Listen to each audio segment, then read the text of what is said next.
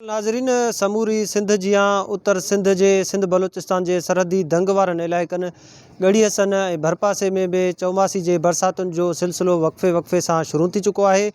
गुज़िरियल राति खां शुरू थींदड़ बरसातुनि ऐं तूफ़ानी हवाउनि ऐं बरसातुनि सबबि हिते जा काफ़ी इलाइक़ा जेके आहे सख़्तु मुतासिर थी चुका आहिनि।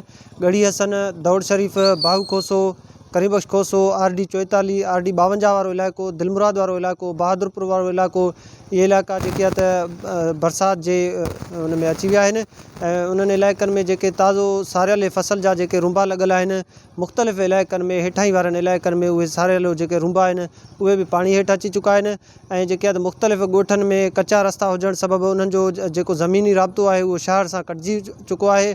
दौड़ शरीफ़ शहर मां गुज़रंदड़ सिंध बलोचिस्तान जे सरहदी दंग वारो जेको अहम रस्तो आहे उहो पिणु जेको आहे त हिन वक़्तु पाणी जे लपेट में अची चुको आहे, गप ऐं गिच में तब्दील थी चुको आहे।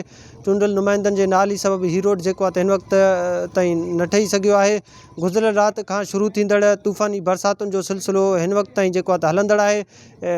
हिकु तरफ़ जेकी आहे त मौसम ख़ुशगवार थी वियो आहे त ॿिए पासे जेको मुवासिलाती निज़ाम आहे दरम भरम थी वियो आहे, जंहिं सबबि इलाइक़े वासी जेके आहे त उहे सख़्तु तकलीफ़ुनि खे मुंहुं ॾियण ते मजबूर आहिनि। जी।